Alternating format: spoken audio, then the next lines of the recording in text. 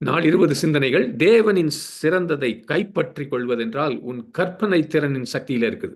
ஆதியாகமம் 6:5 மனுஷனுடைய அக்கிரமம் பூமியில பெருகினது என்றும் அவன் இருதயத்தின் நினைவுகளின் தோற்றமெல்லாம் நித்தமும் பொல்லாததே என்றும் கர்த்தர் கண்டார். ஆதியாகமம் 11 பாபேல் கோபுரத்துல முழு மனித குலமும் வானத்தை அடையும் ஒரு கோபுரத்தை கட்டி கொண்டிருந்தாங்க. கர்த்தர் சொன்னார், ஆகவே அவர்கள் திட்டமிடும் எதையும் அவர்களால் செய்ய முடியாமல் போகாது.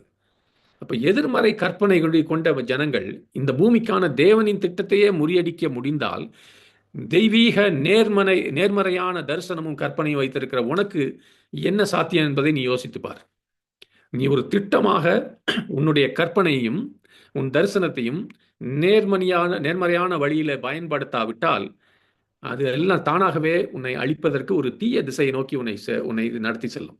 அதனால்தான் 2 கொரிந்தியர் 10:3 தீய கற்பனையை வீழ்த்த நம்முடைய ஆவிக்குரிய ஆயுதங்களை பயன்படுத்த வேண்டும் என்று பவுல் சொன்னார். ஆனால் நம்மள பெரும்பாலோர் நம்ம கற்பனைகளில் சிந்தனை வாழ்க்கையிலே நாம் ஒருபோதும் செல்லக்கூடாத இடங்களுக்கு செல்லுகிறோம். இங்க இருக்கிற ஒருவருக்கு மருத்துவர் சொல்றாரு, டயக்னாஸ்டிக் பண்ணிட்டு உனக்கு ஒரு கடுமையான நோய், சீரியஸான ஒரு நோய் வந்திருக்குன்னு சொன்ன உடனே அவர்கள் தான் மறிக்க போகிறதை கற்பனை பண்ண தொடங்குகிறார்கள். அல்லது இதே போன்ற நோயால் பாதிக்கப்பட்ட மற்றவர்களுக்கு என்ன நடந்ததோ அதையும் நமக்கு நடக்கும் என்று கற்பனை பண்ண தொடங்குகிறார்கள். என் பிள்ளைகள் என்ன செய்வார்கள் என்றெல்லாம் எதிர்மறையான கற்பனை பண்ண ஆரம்பிக்கிறோம். உன் சிந்தனையில் தான் நீ எந்த விஷயத்தையும் கற்பம் தரிக்கிறாய். உன் மனதில் நீ ஏற்கனவே பார்த்திருக்கவில்லை என்றால் உன் சரீரத்தில் எந்த பாவத்தையும் செய்ய முடியாது. நீதிமொழிகள் 23:7 சொல்லுது, அவன் இருதயத்தின் நினைவு எப்படியோ அப்படியே அவன் இருக்கிறான். அதாவது உன்னுடைய இதயத்தின் திசையிலே, உன்னுடைய இதயத்திலே நீ கற்பனை செய்கிற வழியில தான் உன் வாழ்க்கை செல்கிறது. ஏசாயா 26:3 ஒரு வல்லமையான ஒரு வசனம்.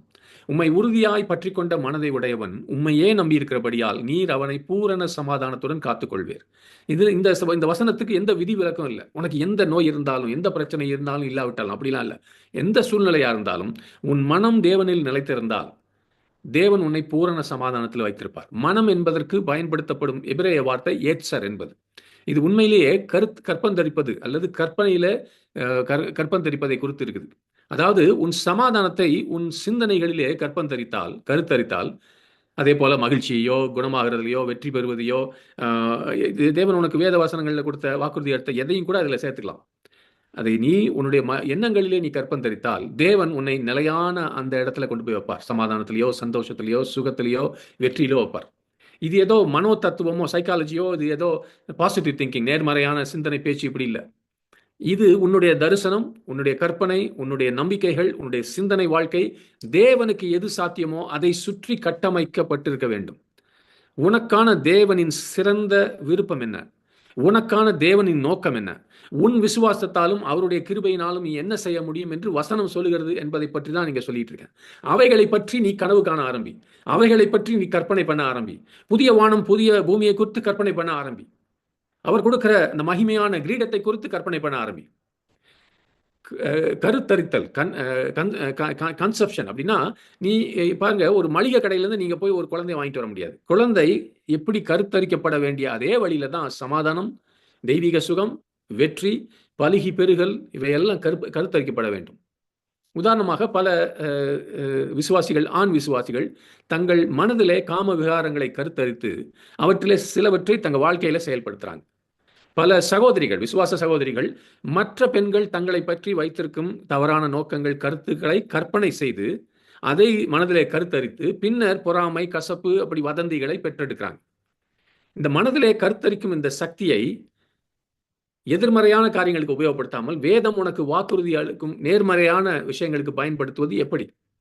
நீ சுகமடைய வேண்டும் என்று ஜெபிக்கிறாய், உனக்காகவோ யாருக்காகவோ.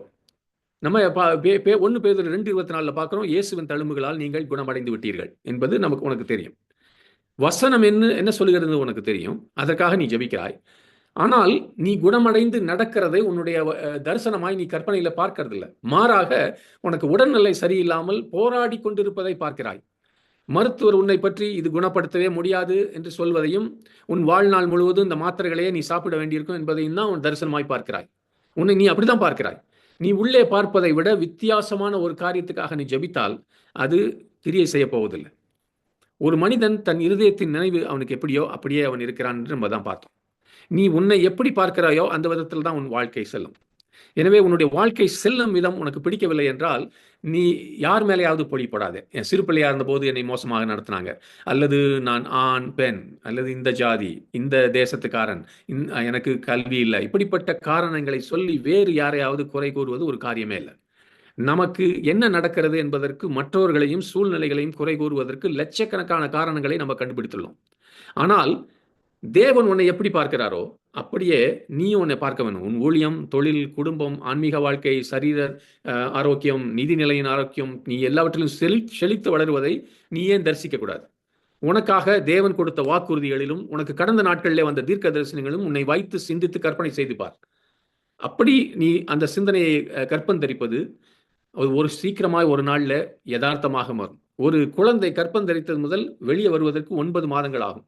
ஆனால் முதலாவதாக கற்பந்தரிக்க வேண்டும். அதே போல உன் கற்பனையிலே உன் வெற்றியை, சுகத்தை, உன் உன் எல்லா விதமான ஆசீர்வாதங்கள், பலுகி பெறுவது, இவைகளை நீ பார்க்க முடியாவிட்டால் அதை வெளியே காண மாட்டாய்.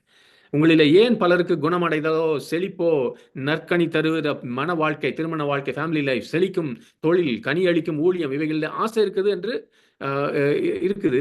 ஆனால் உனக்கு வாஞ்சை இருக்குது, அதற்காக ஜெபிக்கிறாய். ஆனால் அது உனக்கு ஏன் வாழ்க்கையில் நடக்கவில்லை என்று நான் இப்போ சொல்லிக் கொடுத்தேன்.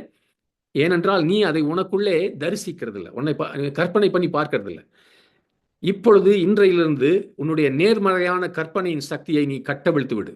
இது உன் வாழ்க்கையை தீவிரமாக மாற்றும். உன் கற்பனையை தவறான திசையிலே எதிர்மறை விஷயங்களை செய்யறதை நிறுத்திடு. உன் தேவனுடைய வசனத்தில் மூழ்கி விசுவாசத்தை வளர்த்து தேவன் உன்னை உள்ளே எப்படி இருக்க விரும்புகிறார் என்பதை பற்றி ஒரு படம் வரைஞ்சிக்க. இந்த வேத வசனங்களை பயன்படுத்த தொடங்கு. நான் தேவனின் பிள்ளை, நான் ராஜாவின் பிள்ளை, நான் ராஜரீக ஆசாரியன், நான் உன்னதத்திலே அமர்ந்திருக்கிறேன், என்னை ஒரு உன்னத நோக்கத்துக்காக ஆண்டவர் படைத்திருக்கிறார். இதெல்லாம் நீ தரிசனமாக மாற்று. இயேசுவின் கரங்களிலே நீ புதிய வானத்திலும் புதிய பூமியிலும் நடந்து அவருடன் பேசுவதை கற்பனை செய்து பார். இந்த பூமியிலே, இந்த வாழ்க்கையிலே தேவன் உனக்காக நோக்கமாக கொண்ட வல்லமையான ஊழியத்தையும் மகத்தான வாழ்க்கையும் பற்றி எழுது, சிந்தித்து பார், கற்பனை செய்து கொண்டே இரு. பிறகு அந்த தரிசனத்தின்படி நீ தொடர்ந்து செயல்பட ஆரம்பி. வேறு சத்தங்களும் சூழ்நிலைகளும் எதிர்மறையான கற்பனைகளும் உன்னுடைய தரிசனத்தை திசை திருப்ப விடாதே. தேவன் உன்னில் தமது சிறந்ததை நிச்சயமாய் வெளிப்படுத்துவார். ஆமேன், ஆமேன்.